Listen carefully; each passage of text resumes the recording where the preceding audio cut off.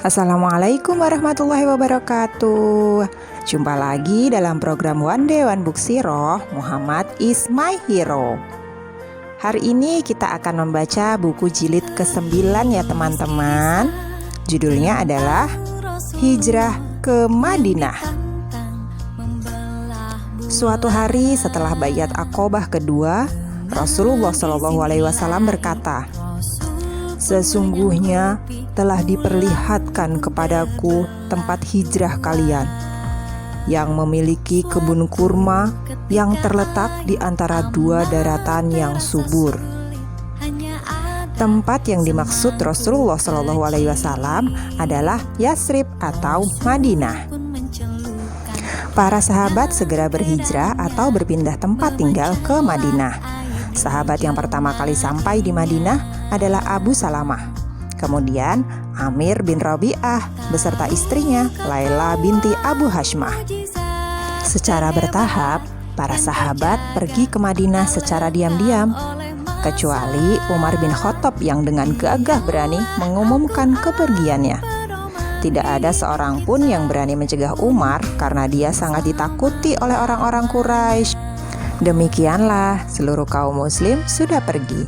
Yang tersisa di Mekah hanya Rasulullah SAW, Abu Bakar, Ali bin Abi Thalib, orang lemah yang tidak sanggup berhijrah, serta mereka yang dilarang dan ditahan orang kafir Quraisy dari berhijrah. Sebagian kaum muslim yang sebelumnya berhijrah ke Habasyah pun menyusul ke Madinah. Semuanya tinggal di rumah-rumah kaum Ansor di Madinah. Menyadari umat Islam mendapatkan bantuan kekuatan dari Madinah, kaum kafir Quraisy melakukan pertemuan dan menyusun rencana keji di Darun Nadwah di rumah Qusay bin Kilab. Apa rencananya? Membunuh Rasulullah SAW. Malaikat Jibril mendatangi Rasulullah SAW dan menyampaikan agar Rasulullah SAW hijrah ke Madinah. Malam ini jangan berbaling di tempat tidur yang biasa engkau pakai, kata Jibril. Rasulullah SAW segera menyiapkan kepergiannya bersama Abu Bakar dengan sangat teliti. Mereka akan bersembunyi di Gua Sur. Asma binti Abu Bakar yang tengah hamil bertugas mengantar makanan. Agar mudah membawanya, dia menyembunyikan makanan di balik bajunya, sehingga dia pun diberi julukan Zatun Nitokoin, perempuan berikat pinggang dua. Abdullah putra Abu Bakar diminta mengamati semua pembicaraan Quraisy dan melaporkannya.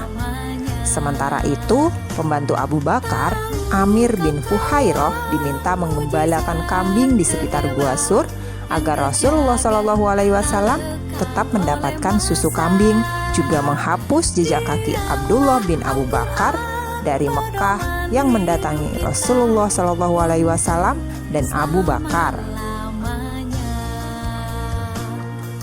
Malam itu Ali bin Abi Thalib tidur di tempat tidur Rasulullah SAW. Para pemuda musyrik Quraisy berjaga di luar rumah, menunggu Rasulullah SAW keluar rumah untuk mereka bunuh. Berhasilkah mereka? Tentu saja tidak. Rasulullah SAW keluar dengan tenang sambil menaburkan tanah ke kepala para pemuda itu.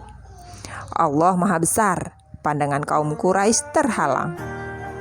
Para pemuda Quraisy sangat marah ketika hanya menemukan Ali di rumah Rasulullah SAW. Mereka menyiksa dan menyeret Ali hingga ke Ka'bah. Ali tetap tidak mengatakan kemana perginya Rasulullah SAW. Rasulullah SAW berjalan di jalan terjal dan berbatu, bahkan berjinjit untuk menyamarkan jejak. Apa yang dilakukan Abu Bakar? Ketika kaki Rasulullah SAW berdarah, Abu Bakar menggendong Rasulullah SAW di Gunung Sur hingga mencapai mulut Gua Sur. Abu Bakar lalu membersihkan gua, menutup lubang-lubang dengan menyobek kain miliknya, baru mempersilahkan Rasulullah SAW masuk. Begitu sayangnya Abu Bakar kepada Rasulullah SAW hingga dia diam saja ketika kakinya digigit binatang di dalam gua. Dia tak mau membangunkan Rasulullah SAW, tapi rasa sakit di kakinya membuat air matanya menetes mengenai wajah Rasulullah SAW. Rasulullah SAW kemudian meludahi luka Abu Bakar dan rasa sakit Abu Bakar pun hilang. Subhanallah. Orang Quraisy terus mencari Rasulullah SAW sampai di pintu Gua Sur. Gua Sur hanyalah ceruk batu yang tidak terlalu dalam. Kalau orang Quraisy melihat ke bawah, niscaya mereka akan melihat Rasulullah SAW dan Abu Bakar. Abu Bakar sangat khawatir dan bersedih karena berpikir Rasulullah SAW akan ditemukan. Jangan bersedih, sesungguhnya Allah bersama kita. Rasulullah SAW berkata dengan tenang. Dengan izin Allah Subhanahu wa Ta'ala, Rasulullah SAW dan Abu Bakar tidak ditemukan. Setelah 3 malam di Gua Sur, mereka melanjutkan perjalanan. Abdullah bin Uraikid dipilih sebagai penunjuk jalan. Abdullah yang bukan seorang muslim ini sangat memahami jalan menuju Madinah. Tentu saja sebelumnya dia sudah dipastikan tidak akan berbohong dan mencelakakan Rasulullah SAW. Amir bin Fuhairah bertugas menghapus jejak dengan kambing gembalaannya. Suraqah bin Malik mengejar untuk membunuh Rasulullah SAW. Namun, setiap kali sudah dekat, kudanya jatuh dan dia terpelanting. Suraqah pun akhirnya pulang. Sampailah Rasulullah SAW di Quba, sebuah perkampungan di pinggiran Madinah. Beliau bertemu dengan Ali bin Abi Thalib yang menyusul berhijrah usai mengembalikan barang yang sebelumnya dititipkan kepada Rasulullah SAW oleh orang Quraisy. Rasulullah SAW membangun fondasi Masjid Quba, masjid pertama yang didirikan sejak beliau diangkat menjadi nabi. Kisahnya diabadikan oleh Allah Subhanahu wa Ta'ala dalam Al-Quran surat At-Taubah ayat 108. 4 hari kemudian, beliau melanjutkan perjalanan hingga tiba di Madinah. Takbir bergemuruh dari rumah dan jalan-jalan. Semua berbahagia dan bersuka cita dengan kedatangan Rasulullah SAW yang mulia.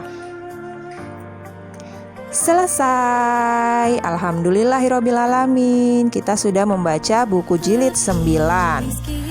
Jangan lupa simak juga bagian Little Abid-nya ya teman-teman. Insya Allah besok kita akan membaca buku jilid 10. Assalamualaikum warahmatullahi wabarakatuh.